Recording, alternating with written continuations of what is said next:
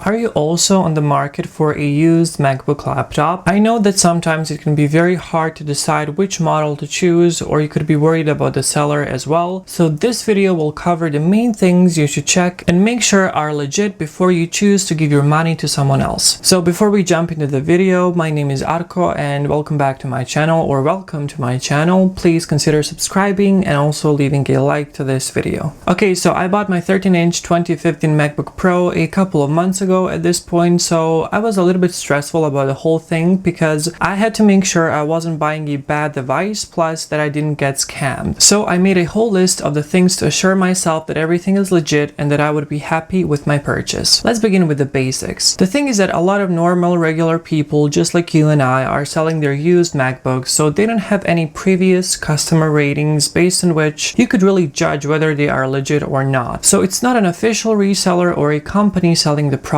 It's a regular person, which makes the situation a little bit tricky, but that really shouldn't stop you. What should you do then? Okay, so first, the listing itself. Make sure that everything is legit and true. You want to check if the specs listed match the product in the title, and also if the photos match it as well. When I was searching for my MacBook, I came across a number of incomplete entries and listings which had one thing listed in the title but totally different specs and photos attached. You really want to make sure that these are correct, since usually you don't get to see the product in real life before buying it online. And I think that if the wrong product arrives and the listing was misleading, yes, you can file a complaint and get your money back, but it's already a loss. You've just lost your time and possibly the nerves to make the situation better because of somebody else's fault. And I just don't think that that's fair. So if you're looking for the 2015 MacBook Pro, for example, like I was, you can go to Apple's official website and see if the description and the specs match the official ones and if the photos are really of that model. Now, a handy thing is the About This Mac window, which shows the year and the version of the MacBook. And if that photo is attached, it usually means that the listing is not a scam and it is legit. Usually the serial number for newer models which have unexpired service and warranty will be hidden and wiped out, but that's actually an even bigger indicator that the seller is legit. But if it's an older model, really there is no reason why the serial number should be blurred out because the warranty has already expired anyway. Now, let's say that you have established that the seller is legit and that the Mac you're ordering is also legit. What are the next steps you should take when the laptop arrives? You want to make sure that all of its components are completely functional, unless it was stated in the listing that something was damaged. Now, first, the body and the display. First and foremost, make an inspection of the outer part of the device. See if there are any hidden scratches or dents that the seller did not notify you about, as these can really bring down the price quite significantly. Next is the display. You want to open and close the lid to see if there are any flickering or any other issues with the display, such as backlight bleed or dead pixels. I actually had a very bad experience before where the laptop had a lot of problems with the screen and with the actual lid. So when you would open it up and close it down, it would flicker and the backlight bleed was really bad. So usually MacBooks have some of the best build qualities on the market, but you still want to make sure that this doesn't actually happen to you. Now, another thing which is almost exclusive to Macs is the delamination of the screen. It is the formation of these bubble-like shapes on the display, especially on older and used Macs, so make sure that you don't have this issue because it's pretty hard and expensive to fix it professionally. Now, the keyboard. As we all know, MacBooks have a backlit keyboard, so you want to check that first, and then you need to make sure that all the keys actually work. Just go into Notes and press every key and try the function keys as well to make sure that they all work perfectly. This is especially important for newer MacBooks from the 2016 to the 2018 generation ones because they are known for their keyboard failures. The trackpad. The 2015 MacBooks onward featured the Force Touch trackpads, which are a totally different technology from the previous MacBooks, as the clicks aren't real but simulated by the sensor applying force from below. So here you need to check that the trackpad actually works when you press on it and registers that as a click, not just when you tap on it. So you need to go to the system preferences and uncheck tap to click and then try using the trackpad. Now, ports. When it comes to ports, it all depends on which model you choose for yourself. However, if you're buying some of the older MacBooks, this means that ports are very important to you and that you don't want any additional dongles like myself. So you want to have ports such as the HDMI port and the SD card slot. So when the laptop arrives, or if you have the chance to test it out in real life like I did, make sure to bring a USB device or an SD card to check it out. Once at home, try also the HDMI HDMI port and make sure that the connection is stable and fast. The webcam, speakers, and the microphone. Now this is something that a lot of people overlook, both sellers and buyers. Often the sellers forget to mention if the webcam is not working or if the internal mic is broken. So always make sure to ask the seller about these things, and of course when you get the device, test the microphone and the webcam simply through the photo booth app. Now my speaker, unfortunately, as I mentioned in my review video, by the way, which you can check out on the link below the like button, my speakers really don't work the best. They sound muffled and distorted, so I was a little bit unlucky on that front, but a good thing is that they can be replaced if I wanted to replace them, but honestly at this point I'm okay with them anyway. Now the battery and the charger. This I actually can't stress enough how important it is, yet it's so overlooked and underestimated by the sellers. So usually they will put whatever number of hours just to make it seem like the battery isn't up for replacement, which is a little bit of a scam. But there is this neat little feature on Macs which allows you to check the state of the battery by going into the system report and checking how many cycles the battery has. That is, how many times it has been completely drained and charged and whether it needs servicing. A picture or a screenshot showing the number of cycles together with the specs are the two main screenshots and pictures you should ask the seller to provide before you buy your Mac. Now talking about the charger, I'm fully aware that you can get a new one, but I appreciate when you can get all of the things at one place. So I also got my charger from the seller. Although it was a little bit taped and heavily scratched, it works perfectly fine. There are no issues with charging whatsoever, which brings me to the importance of the charging port on the older MacBooks. So you want to make sure that the pins both in the charger and the port itself are not crooked, broken, or damaged. Fan and overheating. What is important here is that the MacBook doesn't overheat and that the fan works as it should. If it is overheating, it could be a sign that the fan is either dead, stuck, and that there's too much dust inside and that the thermal paste needs to be replaced. But how do you check for this? Well, there's a cool app which you can actually download and install very easily called Mac's Fan Control, which allows you to manually adjust the speed of the fan and check if it's working fine. You can also see the temperature of the CPU and the battery, which is also helpful in finding out any hidden issues of your laptop. So my 2015 MacBook Pro used to overheat like crazy in the beginning, and it would do that just by me browsing the web. So I decided to perform a full reboot and a disk cleanup, plus I also upgraded to the latest OS version, which solved all of my problems. So try doing that if you have any issues, but keep in mind that there are other options as well, which I don't have the time to get into here. So software. Last but not least, you want to be sure that the previous user completely logged out of their iCloud and that the laptop is open for you to use. Otherwise, you will be unable to create your own profile and log in, which is needed to install apps or use the laptop fully. You can check under users and groups whether there's more than one current user, and by trying to change the password, you will see if the Mac is completely unlocked. Lastly, make sure that remote management, which would allow someone to control your Mac remotely from another device,